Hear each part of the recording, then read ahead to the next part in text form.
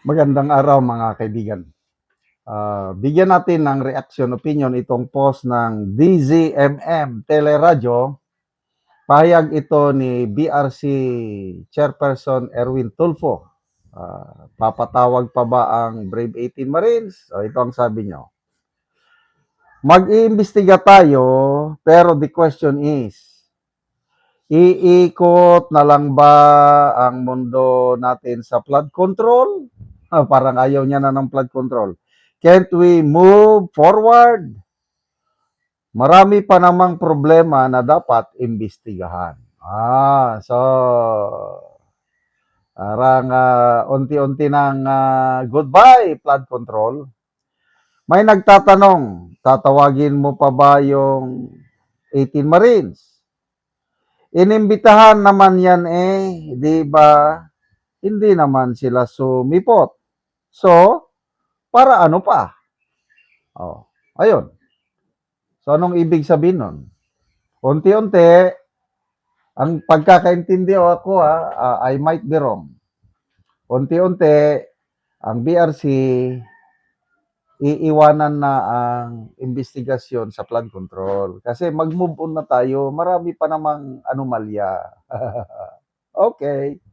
Tapos yung Brave 18, dahil inimbitahan ng una, hindi naman sumipot, wala na. Imbitahan mo pa ba? Sabi ni Attorney Baligod, na-late lang daw sila dahil hindi sila pinapasok sa Senado. No, hinanapan sila ng mga QR code ba yun? Kaya na-delay. So pagpasok nila, nagdiretso lang sandali sa opisina ni Senator Padilla, nag-press conference. After that, mag-attend na sana sa BRC. Bigla namang hininto ang BRC hearing dahil, I don't know, meeting na lang daw, hindi na hearing, kundi meeting. Tapos, tinigil na in respect daw sa mga biktima ng lindol. So, ibig sabihin, to me, it's not enough na inimbitahan noon na hindi nag-attend. Kung talagang gustong malaman ang katotohanan, why not invite them? Maalala ko yung pahayag ni ex-Marine Colonel Ariel Kerubin.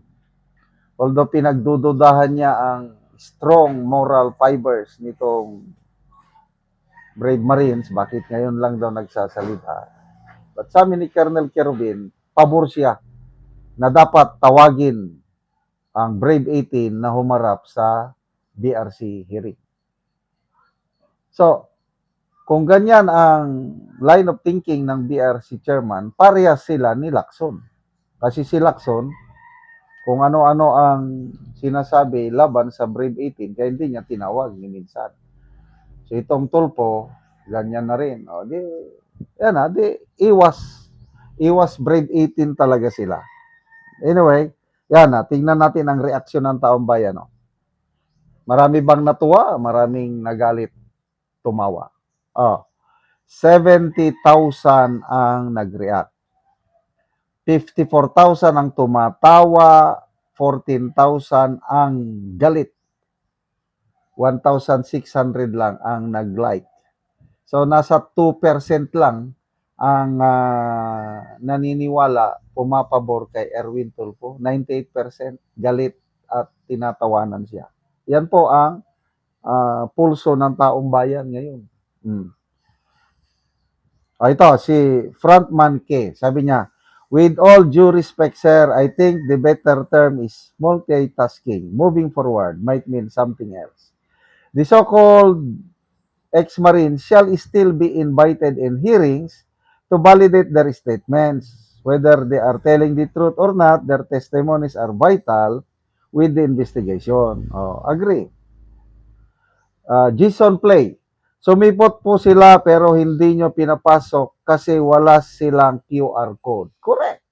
Kung ano-ano. Alison Abanes.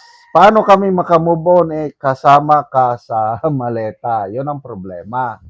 8 maleta daw ang na-deliver. Daw aligasyon. So, paano ngayon yung kredibilidad niya na mag-imbestiga dahil isa siya sa inaakusahan. Di ba? Ang hirap.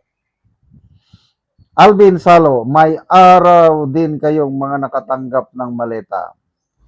Rosel Flores, nahuhuli ang isda sa sariling bibig.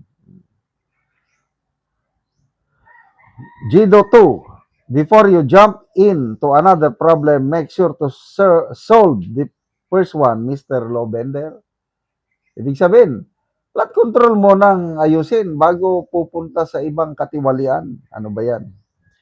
Marlon de la Cruz, galing talaga magpalusot si Ben Dalo. Joe Buena, takot ka rin at lalabas ang totoo kasama ka. Binet, sabi niya, bato-bato sa langit ang matataman ay huwag masyadong halata. Romel Barot, takot si Robos King, baka mabanggit pangalan tungkol sa maleta.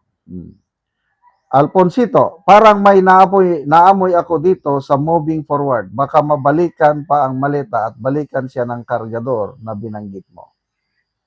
Baon na yan sa limot. Paano mababaon yan? Humahawak ng bit sangkot.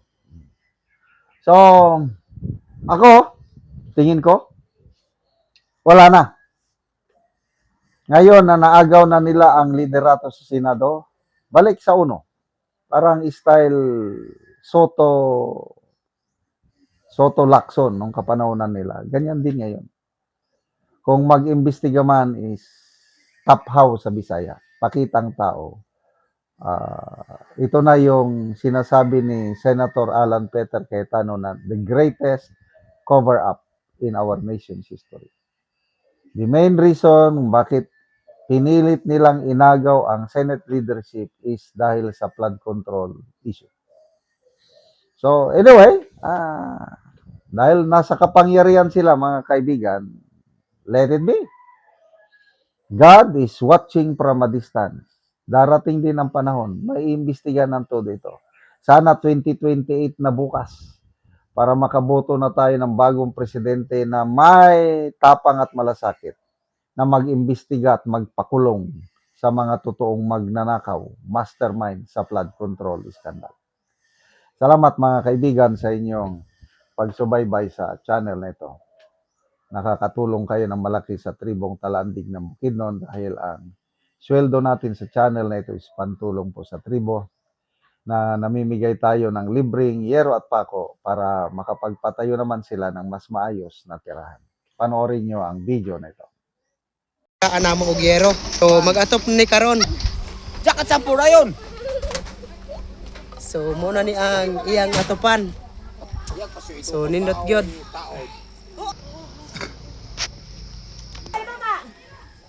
Oh. Ay, sige. Ay no. Sige, ikot.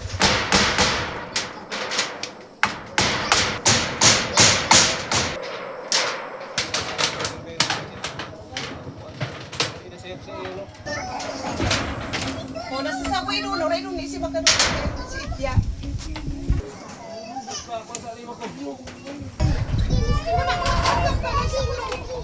Babukat siya pa no.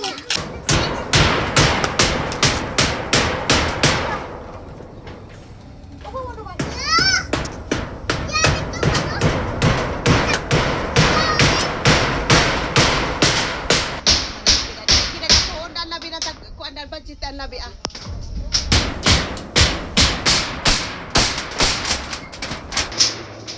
Alam manigang sa Alam. Bisan ma-kwarto. Tira na natin yung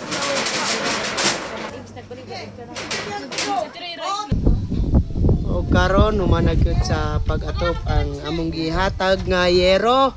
So maayo na gyud nga tan-awon kay nahuman naman sa pag-atop. salamat.